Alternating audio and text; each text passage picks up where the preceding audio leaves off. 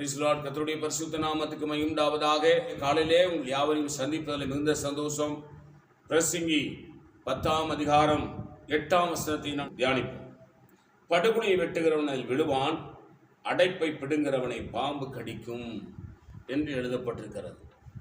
அப்போ இந்த உலகத்தில் நாம் வாழ்கிற வாழ்நாட்களில் நாம் யாருக்கும் தீங்கி இழைக்கக்கூடாது, மற்றவருடைய வாழ்க்கை கெடுக்கிறதற்கு, மற்றவருடைய வாழ்க்கையில் குறுக்கிடுவதற்கு, மற்றவருடைய ஆசீர்வாதத்துக்கு தடையாகவோ மற்றவருடைய நன்மைகளுக்கு தடையாகவோ நாம் இருக்கக்கூடாது.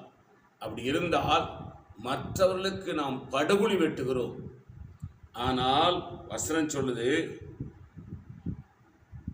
யார் குழி வெட்டானோ அதில் தான் விழுவோம்.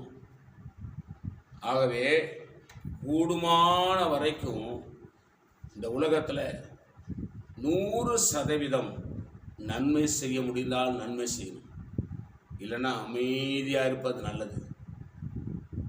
மற்றவருடைய வாழ்க்கை கெடுமானால் நம்முடைய வாழ்க்கை கெட்டு குட்டிச்சவராகிவிடும். படுகுழி வெட்டுகிறவனை விழுவான். மற்றவர்களுடைய ஆசீர்வாதத்துக்கு காரணமாயிருங்க, மற்றவருடைய உயர்வுக்கு காரணமாயிருங்க, மற்றவருடைய நன்மைக்கு காரணமாயிருங்க, மற்ற விழுந்து போவதற்கு காரணமாக இருக்காதீங்க. கர்த்தர் உங்களை ஆசீர்வதிப்பாராக. நான் உங்களுக்கு ஆட்சேபிக்கிறேன். பரிசுத்த பிதாவே, எங்களோடு பேசும் நல்ல வார்த்தைகளுக்காக ஸ்தோத்திரம்.